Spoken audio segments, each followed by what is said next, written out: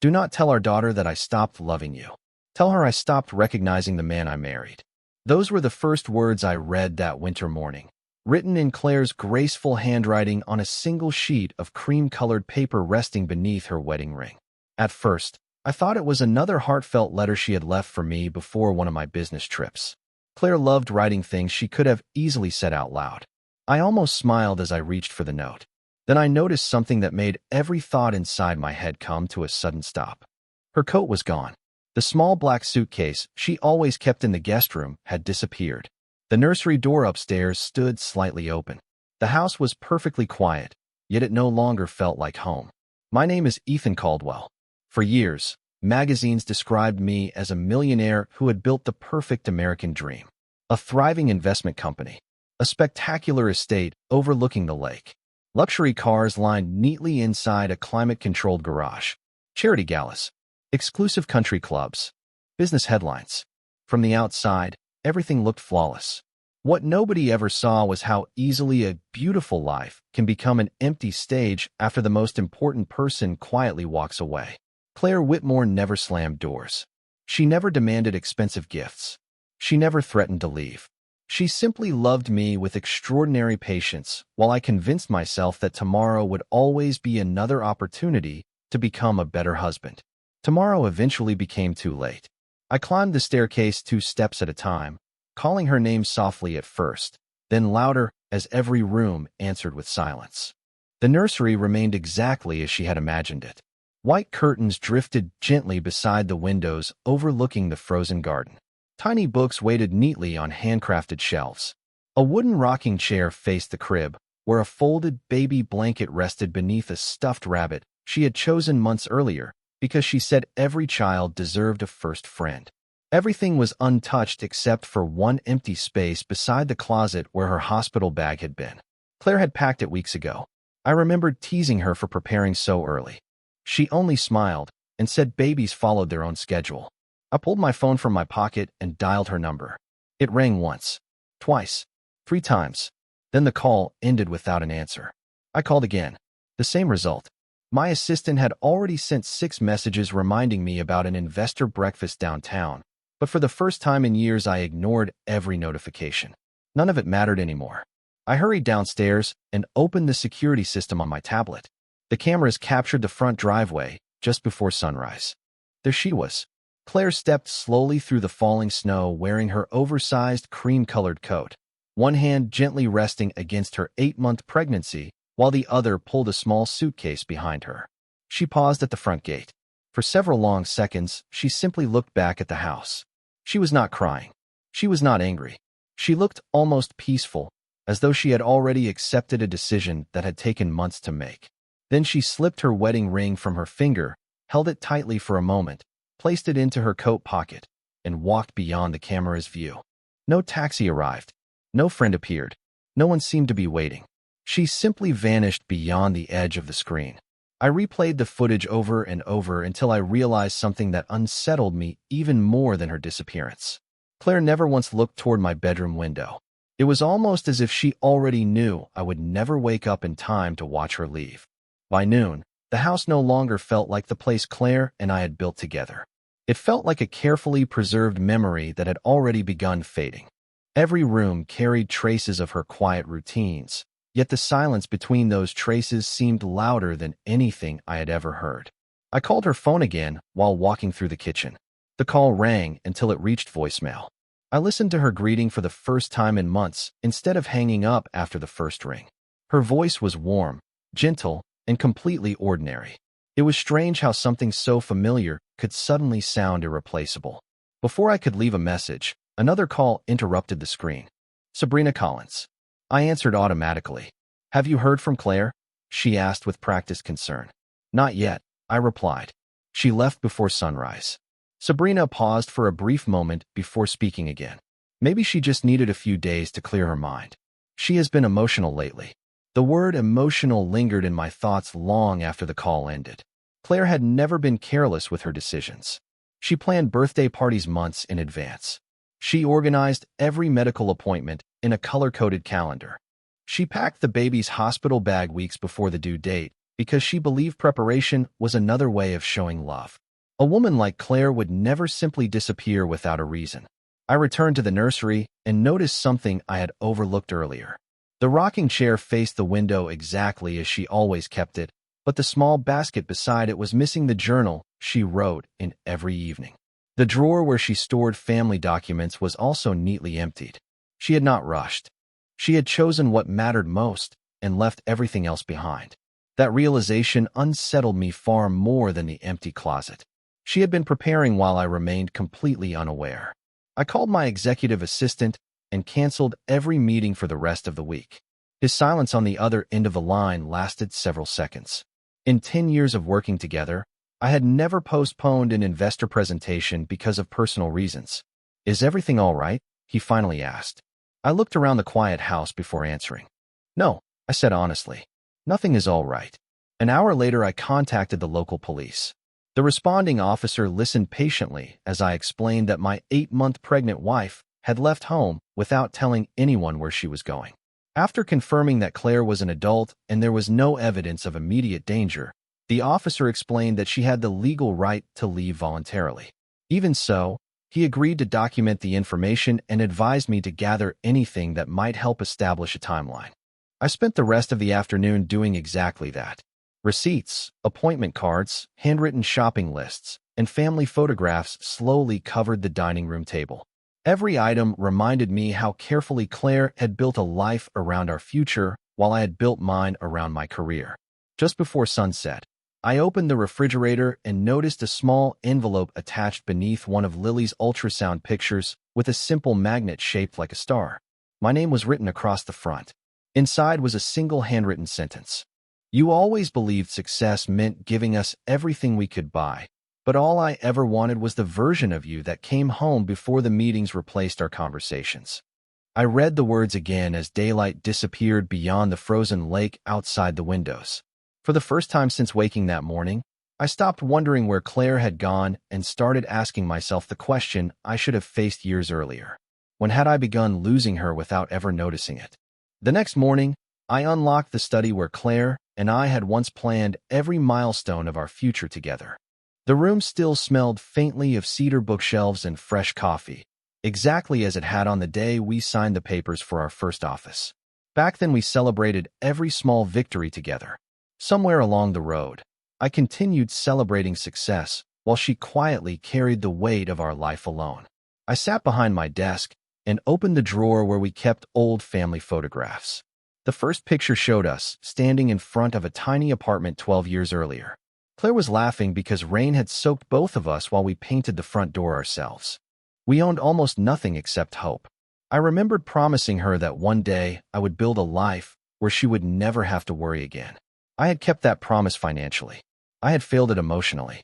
My phone buzzed repeatedly with messages from investors, attorneys, and board members asking whether I planned to attend the quarterly meeting. I silenced every notification. Their urgency suddenly felt insignificant beside the empty chair across from me, where Claire used to sit with her notebook, quietly listening while I practiced presentations late into the night. She always believed in me long before anyone else did. Somehow I had forgotten that the person who believed in me the most also needed someone to believe in her. As I continued searching through the desk, I found a small envelope tucked inside one of Claire's recipe books. It contained 2 movie tickets from our first anniversary, a receipt from a roadside diner during our honeymoon, and a folded napkin with a handwritten sentence that made me stop breathing for a moment. "Please never become too busy to notice when I need you." I stared at the words, trying to remember when she had written them. Then the memory returned with painful clarity. She had slipped the napkin into my briefcase years earlier before my first overseas business trip. I had smiled, thanked her, and promised that success would never change who we were. Somewhere along the years, that promise quietly disappeared beneath calendars, conference calls, and endless deadlines. Later that afternoon, Sabrina arrived carrying fresh flowers. She placed them on the kitchen counter and looked around the unusually quiet house. "You cannot keep blaming yourself," she said gently. "Claire knew how demanding your work was." I wanted to believe those words because they offered an easy escape from responsibility. Yet they sounded strangely empty after everything I had discovered. "She knew," I answered softly. but that does not mean she deserved it. Sabrina lowered her eyes and changed the subject, asking whether I planned to return to the office the following week. Before I could answer, the doorbell rang. A courier handed me a small package with no return address. Inside was a flash drive and a single handwritten note from Claire. It contained only one sentence. If you truly want to understand why I left, begin with the recordings from last spring. My hands trembled as I inserted the drive into my computer. The first video opened with Claire sitting alone in the nursery, smiling gently at the camera while resting one hand on her growing belly. "Today our daughter kicked for the first time while your father was supposed to be here," she said softly. "He called to say another meeting ran late. I told him everything was fine because I wanted him to succeed. I just wish success did not always require missing moments that can never be lived twice." I remained motionless as the recording ended. For the first time, I was no longer looking at memories through my own eyes. I was finally seeing our marriage through hers, and the truth was far more heartbreaking than I had ever imagined. The recordings became the only thing I wanted to hear. Every evening after the house grew quiet, I sat alone in the nursery with Claire's flash drive connected to my laptop, watching the life I had missed unfold one ordinary day at a time. There were no dramatic speeches, no accusations. She simply documented the moments she believed our daughter deserved to know one day. In one recording, she smiled while carefully folding tiny baby clothes into the dresser. "Your father still thinks yellow is the best color for the nursery," she said softly to the camera. "I secretly wanted pale blue, but he smiled when he imagined yellow, so yellow it became." Another recording showed her standing in the kitchen baking blueberry muffins on a Saturday morning. The counter beside her held 2 coffee mugs, but only one had ever been used. "He promised breakfast today," she whispered with a gentle smile. "His meeting started early again. Maybe next weekend." She never sounded bitter. Somehow that made every sentence even more painful to hear. I searched the calendar on my phone and realized she had been right. Nearly every promise I remembered making had been replaced by another appointment before it ever happened. Later that week, Detective Hannah Pierce, the investigator assigned to Claire's voluntary missing person report, asked me to visit her office. She had completed a timeline of Claire's final 3 months before leaving. There were no signs of panic, coercion, or immediate danger. Instead, the timeline revealed something far more unsettling. Claire had quietly transferred her prenatal care to another physician several hundred miles away, canceled magazine subscriptions, forwarded personal mail to a private mailbox, and withdrawn only modest amounts from an account funded by royalties from illustrations she had created years before we married. She had never touched our shared investments or company accounts. Every decision suggested careful planning rather than impulse. Detective Pierce looked across the desk and spoke gently. "Your wife wanted independence, not conflict. Everything she did avoided creating unnecessary damage." I nodded without speaking because the evidence reflected the woman I had always known. Claire never destroyed. She quietly rebuilt. As I walked back to my car, memories surfaced that I had buried beneath years of work. I remembered the evening she asked whether we could take 1 week away before the baby arrived. She wanted a simple cabin near a lake, no business calls, no meetings, only quiet time together. I had declined because an international conference could not be postponed. She smiled and said she understood. Standing alone in the parking garage, I finally admitted something I had avoided for years.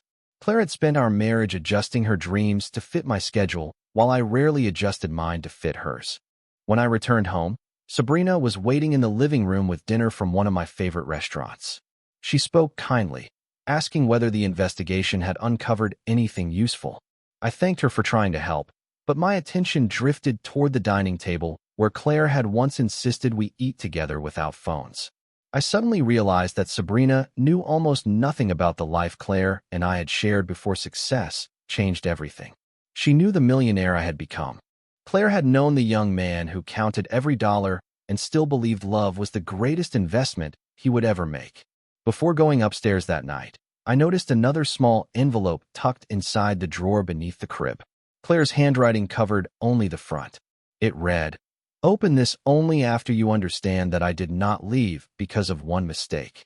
I held the envelope for several minutes before carefully placing it beside the others. For the first time since she disappeared, I understood that the truth I was searching for could never be found in a single letter, a single memory, or a single regret. It had been written slowly across years of ordinary moments that I had been too distracted to truly see. 3 weeks passed before I found the courage to open the envelope Claire had asked me to save. By then, the mansion no longer felt like a symbol of success. It had become a museum of unfinished conversations. Every room held reminders of the future we had planned together. Yet every reminder also revealed how often I had mistaken providing for my family as the same thing as being present for them. I unfolded the letter carefully. Claire's handwriting remained steady from the first sentence to the last. "If you are reading this," she wrote, "I hope you have stopped searching for someone to blame. I did not leave because of one argument, one missed appointment, or one difficult season. I left because I slowly became invisible inside the life we built together." I lowered the page for a moment, unable to continue. The silence inside the nursery seemed heavier than ever. When I resumed reading, her words became even more personal. She described the evenings she waited by the window after preparing dinner, convincing herself another 15 minutes would not matter. She remembered sitting alone through prenatal appointments while smiling politely whenever nurses asked whether her husband had been delayed again. She admitted she never doubted that I loved her. What she doubted was whether I still noticed the quiet moments that made a family feel complete. There was no anger anywhere in the letter. She never accused me of choosing another woman or abandoning our marriage. Instead, she described disappointment as something that arrived quietly, one broken promise at a time, until it no longer felt temporary. I folded the pages and looked around the nursery. The crib, the rocking chair, the shelves of children's books, and the tiny hand-painted stars across the ceiling all reflected Claire's hope for our child. None of them reflected resentment. That realization stayed with me for the rest of the day. Later that afternoon, Detective Hannah Pierce called with another update. She had located the counselor Claire had spoken with several times before leaving. Privacy laws prevented the counselor from revealing the conversations, but she was willing to confirm one important detail. Claire had never spoken about revenge. She never discussed taking money, exposing anyone publicly, or creating conflict. According to the counselor, Claire's greatest concern had always been raising her child in an environment where emotional absence did not become normal. Hearing those words forced me to confront something I had avoided. Claire had not walked away because she stopped believing in love. She walked away because she refused to let our daughter believe that loneliness inside a marriage was something a family should simply accept. That evening, Sabrina stopped by again with groceries and asked whether I wanted company. I thanked her politely but told her I needed to be alone. She looked surprised by my answer. For the first time since Claire disappeared, I realized that every conversation with Sabrina seemed focused on helping me move on instead of helping me understand what I had lost. After she left, I returned to the study and opened one final folder Claire had organized months earlier. Inside were simple lists written in blue ink. Favorite bedtime stories, baby names we had considered together, small traditions she hoped our daughter would experience every birthday. At the very bottom rested one final note addressed to me. If one day our child asks whether her father loved us, tell her yes. If she asks whether he understood us in time, that answer will depend on the choices you make after I am gone. I held the note until the evening light faded beyond the windows. For the first time in my life, success no longer felt measured by contracts, investments, or headlines. It was measured by whether I could still become the man Claire had believed I was capable of being before the silence between us grew too wide to cross. Nearly 2 months had passed since Claire walked out of the mansion before I accepted a truth that every investigator had quietly tried to tell me from the beginning. She had not disappeared because she was lost. She had disappeared because she wanted to be left alone long enough to build a peaceful future for herself and our child. That realization changed the way I searched. I stopped asking private investigators to chase every possible lead and instead focused on understanding the choices she had made before leaving. Detective Hannah Pierce met me again in her office with another carefully organized timeline. She explained that every legal record they reviewed pointed toward preparation rather than desperation. Claire had rented a private mailbox months earlier, updated medical paperwork through proper channels, and arranged every detail without creating financial hardship for anyone else. She was protecting herself, the detective said quietly, but she was also protecting you. I looked up in confusion. Hannah slid another document across the desk. Claire had intentionally left every shared investment untouched. She had taken only money she had earned herself before our marriage through illustration royalties and freelance projects. She could have requested far more through legal channels, yet she never did. She wanted a new beginning, Hannah continued, not a public battle. Driving home, I realized Claire had spent our entire marriage thinking about what would hurt other people the least, even when she was the one carrying the greatest burden. That evening I walked through the empty nursery again. The room had become my place of reflection instead of denial. I sat in the rocking chair and listened once more to the recording she had left behind. One message stood out differently this time. If our daughter ever asks about courage, Claire said gently into the camera, I hope someone tells her that courage is sometimes choosing peace instead of winning an argument. Until that moment, I had misunderstood her departure. I thought it was a final rejection. Instead, it was the last peaceful decision available to someone who no longer believed she could change my priorities by asking one more time. My business slowly continued without me. Board members approved projects. Executives handled negotiations. For years, I believed the company depended on my presence every hour of every day. The truth was humbling. The business survived perfectly well. The only thing that had truly suffered from my constant absence was my family. Sabrina visited less frequently now. Whenever she did, our conversations ended quickly. She continued suggesting that I focus on moving forward, but those words no longer sounded comforting. They sounded impatient. One afternoon, she casually mentioned renovating the nursery into a guest room because it might help with healing. I looked around the room Claire had created with so much hope and calmly shook my head. Healing does not begin by pretending someone never existed, I replied. Sabrina fell silent. It was the first meaningful disagreement we had ever shared. After she left, I opened one of the boxes Claire had carefully labeled before her departure. Inside were children's books, tiny knitted blankets, and a small notebook filled with letters addressed to our daughter for future birthdays. Every page carried warmth, encouragement, and quiet optimism. Claire had prepared memories that could last years without ever speaking badly about me.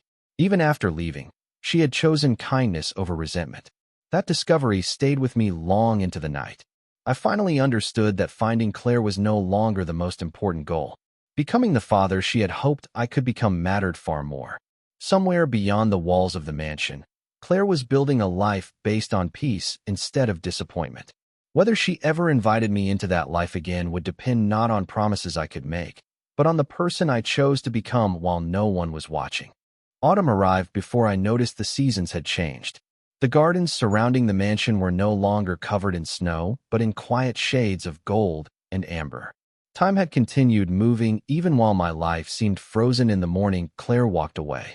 I had returned to the office only 3 days each week, leaving the rest of my schedule deliberately empty. For the first time since founding the company, I was learning how to exist without measuring every hour by productivity. One Monday morning, my chief financial officer requested a private meeting. He placed several folders on the conference table and spoke with unusual hesitation. An internal audit, originally scheduled as part of our annual compliance review, had uncovered a series of consulting agreements approved over the previous 18 months. The signatures belonged to Sabrina Collins. At first glance, the contracts appeared legitimate, but several companies receiving payments existed only on paper. Their addresses led to shared office suites with no permanent staff. The total amount represented only a small fraction of the company's revenue, yet the pattern suggested deliberate concealment rather than ordinary accounting mistakes. I stared at the documents in silence. Every approval carried my own electronic authorization because I had trusted Sabrina's recommendations without reading every detail. The realization was uncomfortable. While I had convinced myself I was sacrificing time with my family to protect the business, I had not even been paying enough attention to protect the business itself. Independent auditors spent the next several weeks reviewing every transaction. I cooperated fully, determined that every employee and shareholder deserved complete transparency. Sabrina insisted the irregularities were simple administrative misunderstandings, but each explanation created new inconsistencies instead of resolving old ones. I listened without anger. Months earlier, I might have accepted the easiest answer simply to move forward. Claire's absence had taught me that avoiding uncomfortable truths only delayed the consequences. Detective Hannah Pierce contacted me after hearing about the investigation through legal counsel. There is something you should know, she said. We interviewed one of your former accounting managers. He remembered Claire visiting the finance department nearly 4 months before she left. I closed my eyes for a moment. What was she asking about? Hannah opened her notebook. She wanted to understand why certain vendor payments required only one executive approval. She never accused anyone. She simply asked questions and thanked everyone for their time. I remained silent as another piece of the story settled into place. Claire had discovered signs that something inside my company was wrong. Instead of confronting me publicly or assuming the worst, she tried to understand the facts first. She had protected my reputation even while feeling increasingly alone inside our marriage. Later that evening, I walked through the nursery again. The room no longer represented only regret. It had become a quiet reminder of the father I still hoped to become someday. I placed one of Claire's letters back inside the drawer after reading it again. She had written, "Character is revealed most clearly when nobody is applauding." Those words suddenly described her entire life. She had chosen dignity when bitterness would have been easier. She had chosen honesty when revenge might have felt satisfying. She had chosen peace when public conflict could have benefited her. As I stood beside the crib, my phone vibrated with a message from legal counsel confirming that the internal investigation would proceed independently and fairly, regardless of anyone's position within the company. I looked out the nursery window toward the quiet lake beyond the gardens and realized something Claire had understood long before I did. Real justice did not arrive because someone demanded it. It arrived when the truth was finally given enough room to speak for itself, and I silently hoped that wherever Claire was, she would one day hear that I had finally learned to listen. Winter returned almost a year after Claire left, and with it came a quiet stillness that no longer felt unbearable. The mansion remained larger than any one person needed, yet I had stopped filling its silence with endless work. Instead, I spent my mornings volunteering at a literacy foundation that sponsored children's libraries across the state, an organization Claire had once supported with quiet generosity long before I ever noticed its importance. It was not an attempt to erase the past. It was simply one of the few places where I felt my time finally belonged to something beyond profit.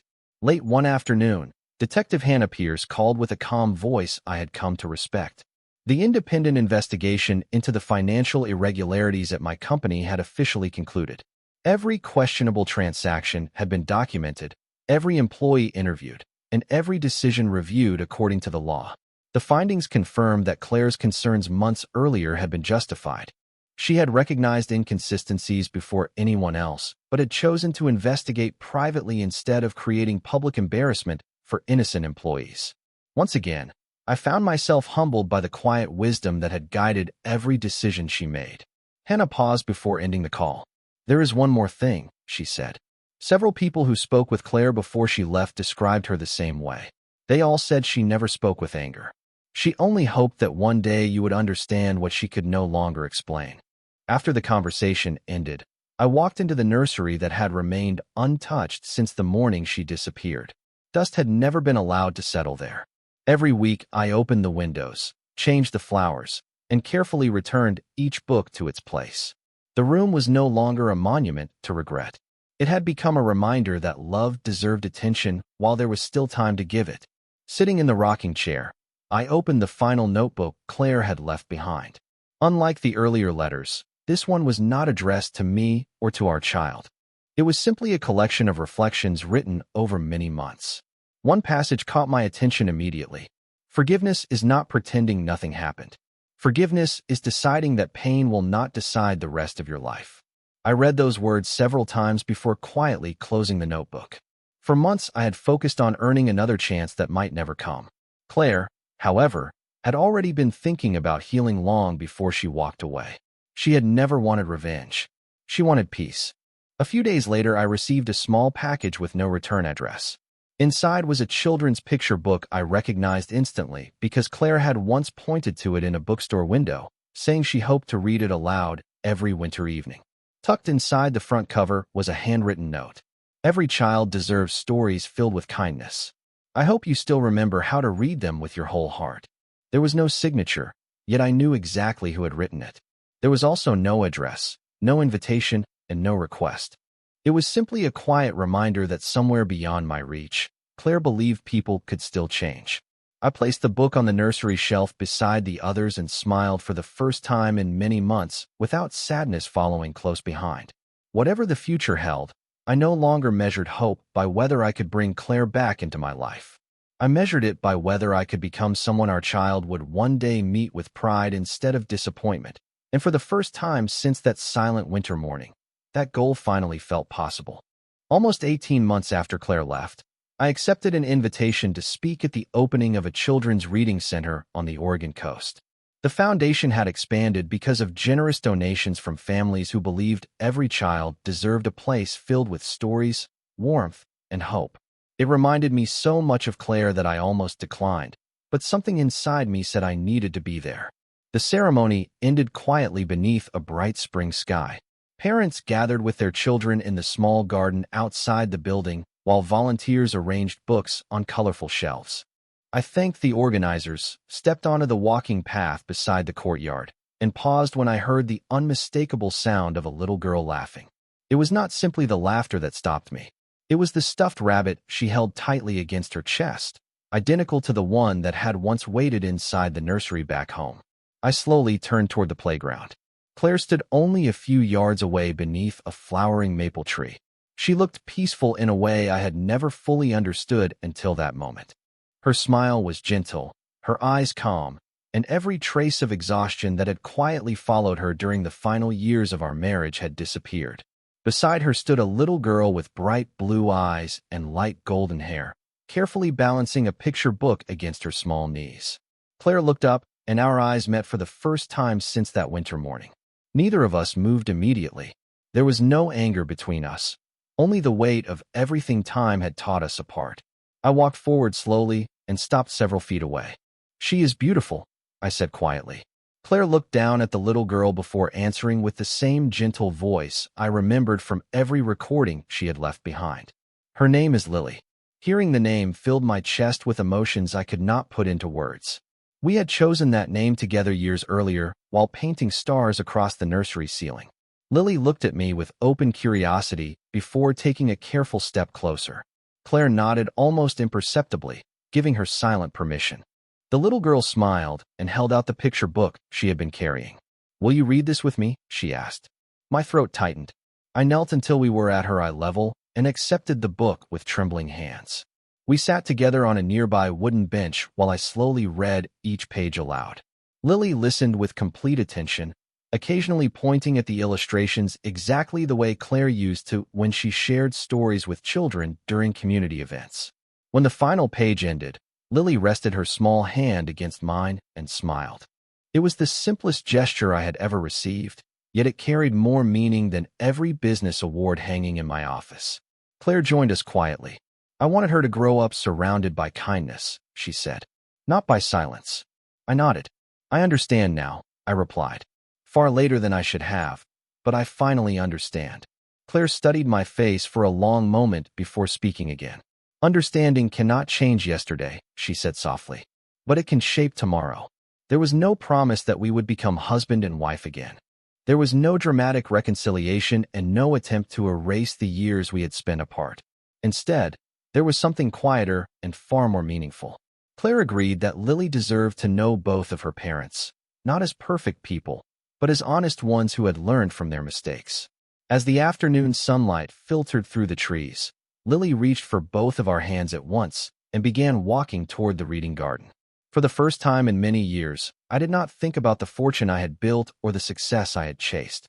I thought only about keeping pace with the two people who mattered most, knowing that the greatest measure of a life was never the wealth someone accumulated, but the love they learned to recognize before it was too late.